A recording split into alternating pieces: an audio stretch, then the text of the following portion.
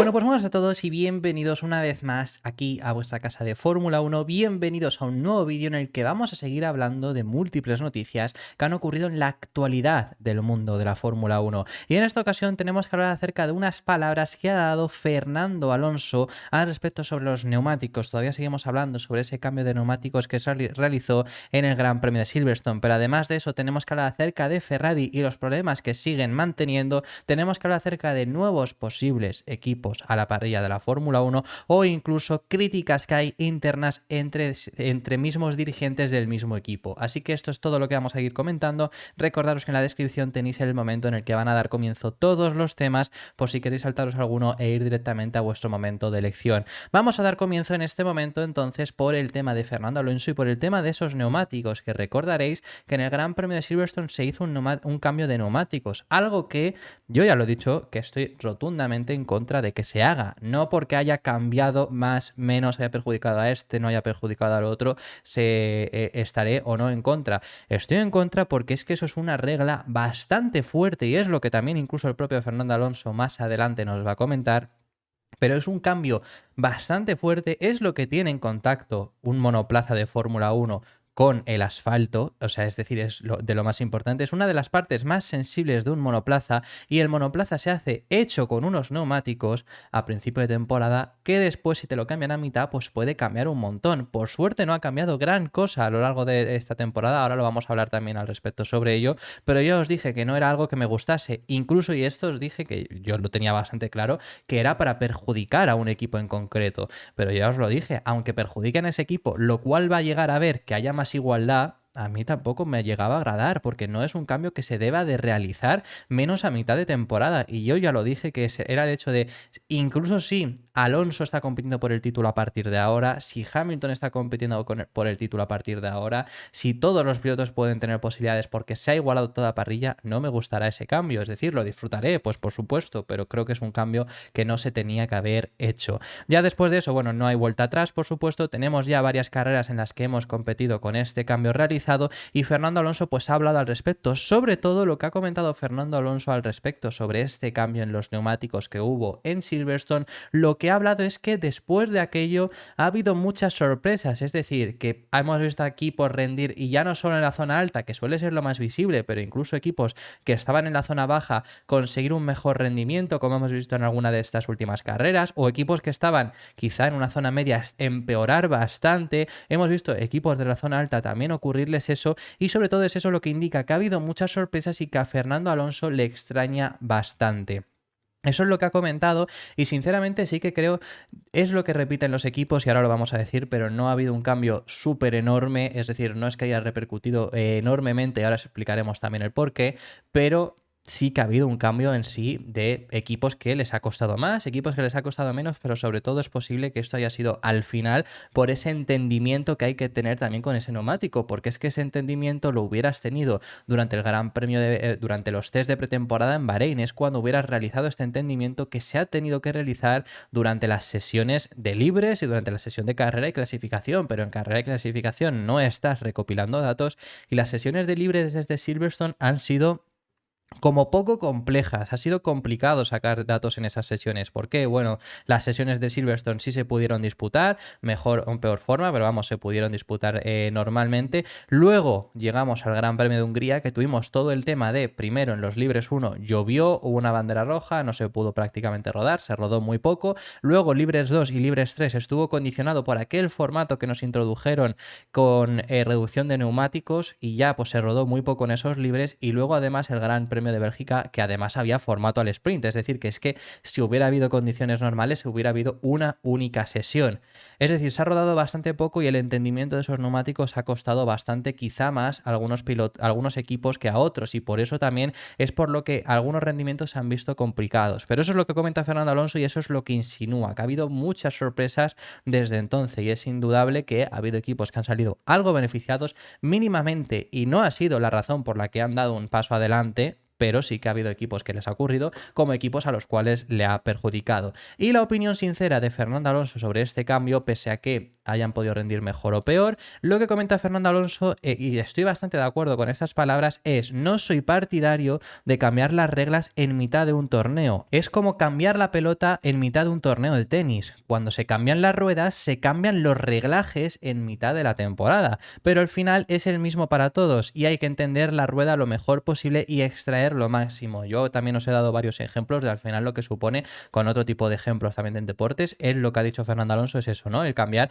esa pelota en mitad de un torneo de tenis, y creo que también es una bastante buena similitud, por así decirlo. Así que eso es lo que dice Fernando Alonso y sinceramente estoy bastante de acuerdo con esa opinión que tiene el piloto asturiano. Creo que es algo que no se debería de haber hecho, creo que es algo que ya obviamente no hay vuelta atrás, por supuesto, y que es algo que aún así les ha ocurrido a todos, y sobre todo también me parece interesante ese entendimiento, ¿no? Porque cambian esos reglajes y lo que dice es eso, que es lo mismo para todos y que hay que entender la rueda lo mejor posible. Es decir, que quizá en las siguientes carreras, únicamente consiguiendo entender mejor ese neumático, cómo hacer el setup del coche para ese neumático, pueda rendir Aston Martin un poco mejor de lo que les hemos visto en las últimas carreras, sobre todo.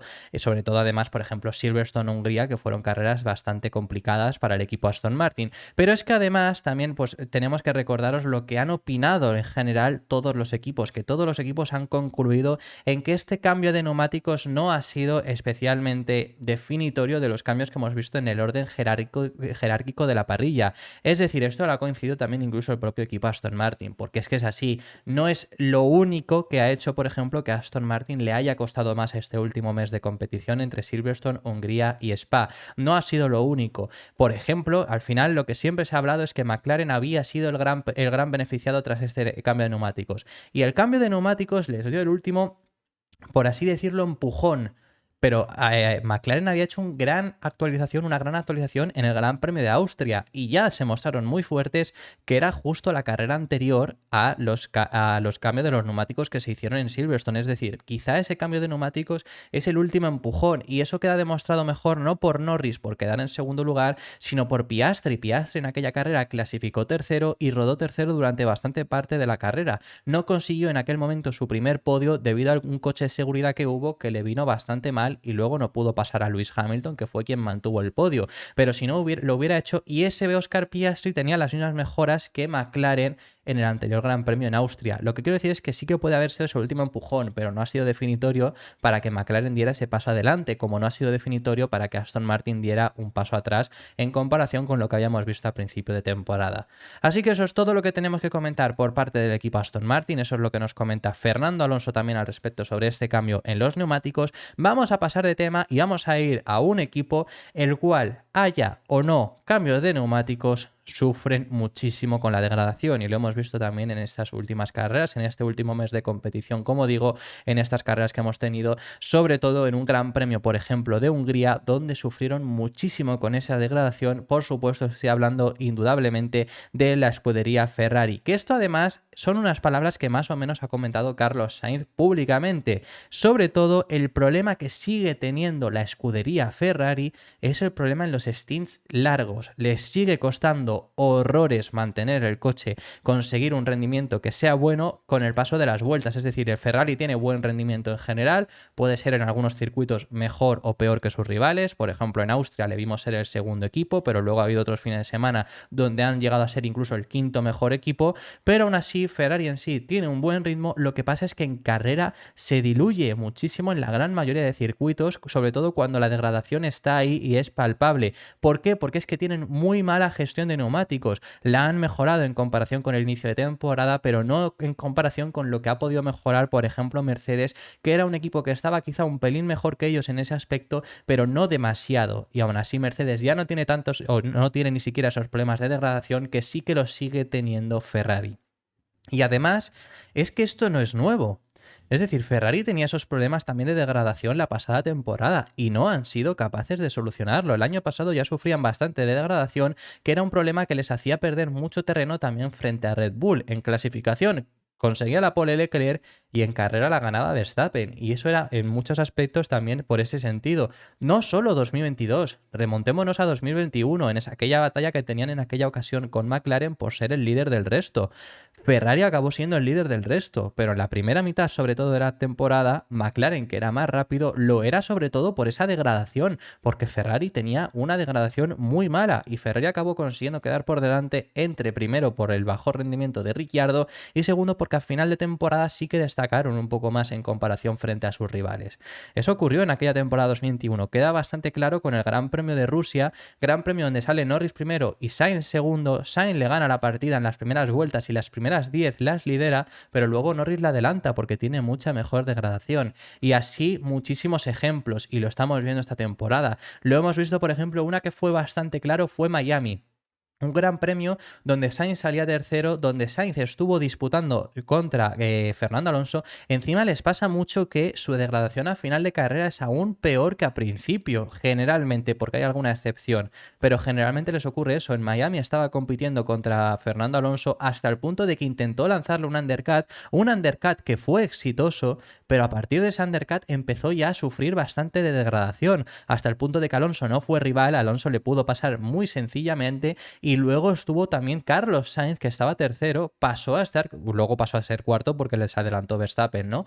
Pero estaba compitiendo por el cuarto puesto y empezó a perder tiempo y luego posiciones frente a los Mercedes por esa alta degradación que tenía. Eso es lo que pasa con Ferrari, eso es lo que sigue ocurriendo. Y esto no ocurre ya en Mercedes, que cuando dimos comienzo a la temporada también tenían una gestión de neumáticos, sobre todo, quizás es posible que la de Mercedes fuera similar a la del año pasado, pero acababa de llegar un Aston Martin que destacaba mucho por ese aspecto y entonces ahí resaltó bastante, pero eso lo han conseguido mejorar y estar a ese nivel también de Aston Martin. Lo hemos visto con McLaren. Bueno, es que McLaren de por sí era el noveno, décimo equipo, dependiendo un poco de la carrera en el comienzo del año. En Bakú ya consiguieron dar un paso adelante considerable para ser a lo mejor séptimo, sexto equipo en muy buen caso, y luego ya el gran paso adelante. Entonces es poco comparable, pero bueno, que al final esa degradación también era mucho mejor y consiguieron mejorarlo. Pero es que el problema en Ferrari persiste y persiste y decepciona mucho a los pilotos, porque ellos sienten que tienen a lo mejor más ritmo, y eso por ejemplo el año pasado quedó muy notable. Ellos sienten que tienen más ritmo porque el ritmo en clasificación está a la par que Red Bull. En este caso, en este año, estamos viendo generalmente el ritmo de clasificación, un ritmo bastante similar a Red Bull, pero el ritmo de carrera es matador. Pero eso ocurría solo el año pasado con Ferrari, y eso ocurría en clasificación y luego la carrera caían muchísimo.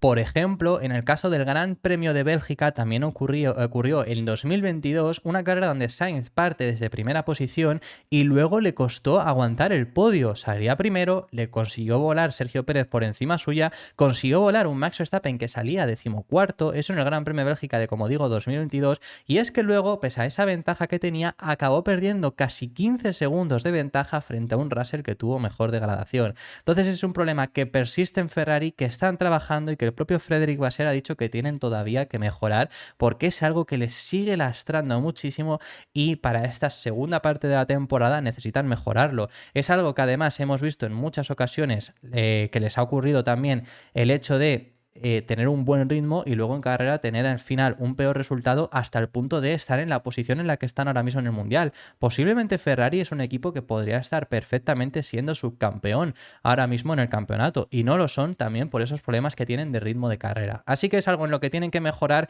y es algo en lo que ya comentan que lo harán. Vamos a pasar de tema y tenemos que hablar en esta ocasión al respecto sobre unas palabras que ha habido por parte de Mohamed Ben Sulayem, quien es él, si no lo sabéis, el presidente de la FIA, hablando sobre nuevos equipos y en específico hablando sobre el equipo Andretti, que sabemos que es uno de los grandísimos interesados por entrar a la Fórmula 1. Llevaban desde 2021 diciéndolo y a partir de esa temporada ya fue público además que la FIA abrió ese procedimiento para entrar a nuevos equipos, algo que levantó muchísimo revuelo en la Fórmula 1, de todo eso ya hemos hablado, ya sabemos que hicieron esa entrada oficial, esa entrada pública, que no lo tenían por qué hacer público, pero Andretti lo hizo porque llevaba ya muchos años intentando entrar, ya lo habían hecho público y lo hicieron al final también público, el hecho de que iban a mandar esa solicitud, y Andretti era uno de los equipos que, por supuesto, la FIA con mejor vista tenía para que entrara en la Fórmula 1, pese a que los equipos de Fórmula 1 y la propia categoría estuviesen en contra de que entrasen nuevos equipos, que ahora también un pelín hablaremos sobre ello. Pero sobre todo, ¿qué es lo que tenemos que hablar sobre estas declaraciones del presidente de la FIA?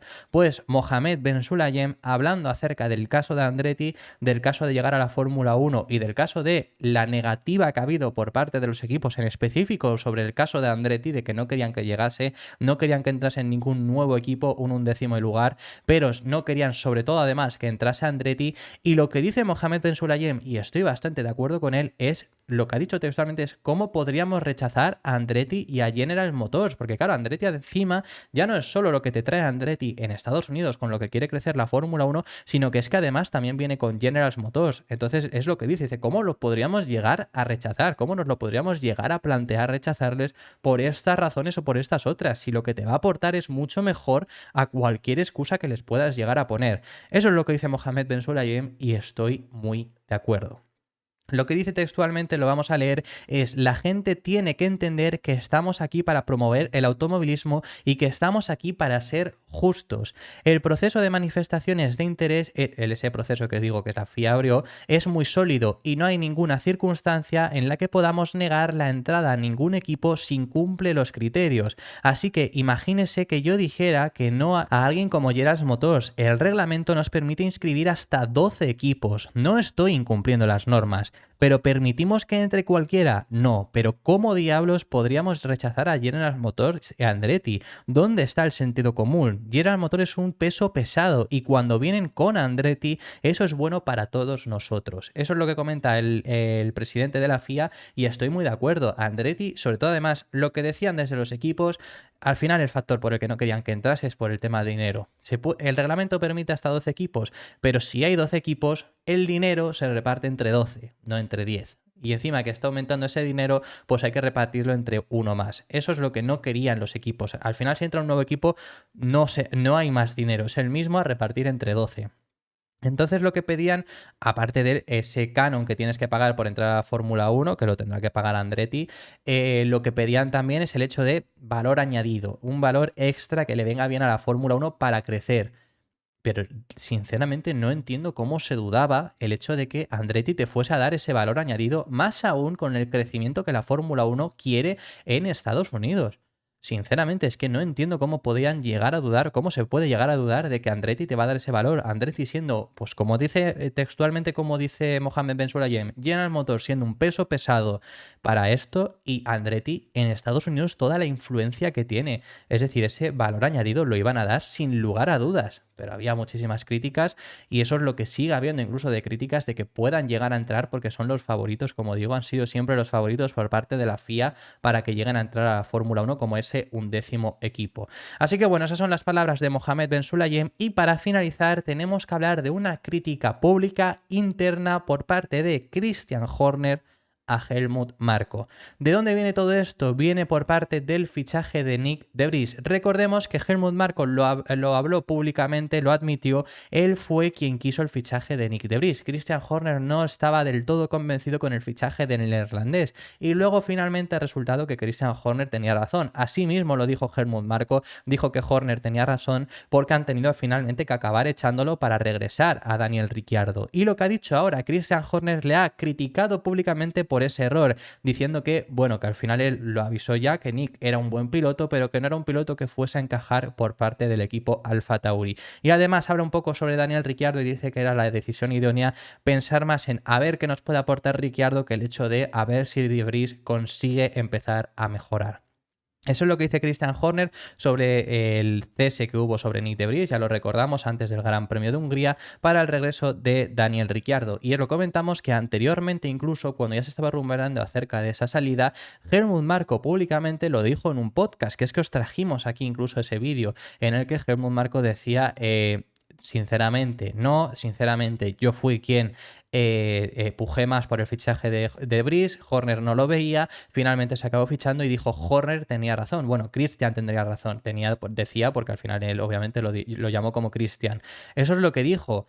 Y ahora es lo que dice Christian Horner, como digo, de esa crítica del hecho de haber pujado de más por De Vries cuando él también había dicho ya que no lo quería. Lo que dice Christian Horner es: Nick es un piloto muy hábil, campeón de la Fórmula E y de la Fórmula 2, pero obviamente tiene mucha experiencia y no es un piloto joven desde el punto de vista de la edad.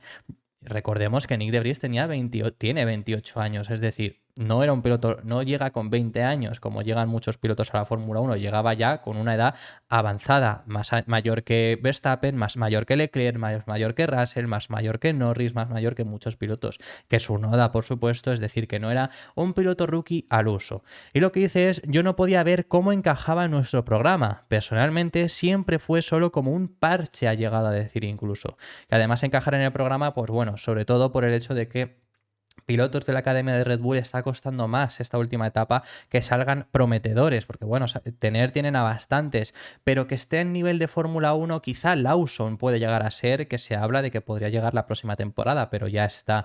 Es decir, eso es por lo que ese programa, pues bueno, podría encajar en ese sentido porque no tenían otra opción. Pero eso es lo que dice Christian Horner, que sigue diciendo, dice, pero una vez contratado había grandes expectativas puestas en él, porque aunque fuese inexperto en la Fórmula 1, tenía mucha experiencia en el mundo del automovilismo. Todos teníamos la sensación de que Nick no cumplía del todo con las expectativas, pero la pregunta era, ¿cuáles son las opciones si cambiamos de rumbo? Y aquí es cuando llega también a la parte de Daniel Ricciardo, y dice, y desde la perspectiva de Red Bull, la opción más interesante era ver cómo se desenvolvía Daniel Ricciardo. Esa es la decisión que acabamos tomando. Que es lo que os digo, al final ya llegó un punto en el que De Vries no está cumpliendo esas expectativas. Saben de sobra que además no es un piloto joven, quiero decir, todavía si es un piloto joven, como con el caso de Tsunoda, le pueden acabar dando un par de años, pero al no ser un piloto joven, si le das 3 años, se planta De Vries al final con 31 para empezar a rendir bien, aproximadamente. Entonces ya llegó en ese punto en el, ¿y si es mejor otra opción? Y es lo que llegaron a Daniel Ricciardo, al hecho de decir, bueno, pues ya además para las 12 carreras que quedan es mejor probarle, es mejor ver cómo rinde, que seguir intentándolo con Nick De Vries. Eso es lo que acabaron determinando Red Bull y es lo que llevaron a cabo, que ya lo estamos viendo, que Daniel Ricciardo lleva ya estas 2 carreras, sigue siendo pronto para evaluarle y es algo que evaluaremos ya más con el tiempo. Pero eso es lo que dicen desde Red Bull y eso es lo que ha dicho Christian Horner, la persona que dentro de Red Bull no tenía claro el fichaje de Nick De Vries. Y esto ha sido todo por este vídeo. Muchísimas gracias por haber llegado hasta el final del mismo. Dejadme en los comentarios vuestras impresiones acerca de todos los temas que hemos estado hablando y si os ha gustado el vídeo, si sois nuevos, darle un like y suscribiros, que estaré encantado de recibir vuestro apoyo y nos veremos en el siguiente vídeo, que seguiremos hablando de Fórmula 1.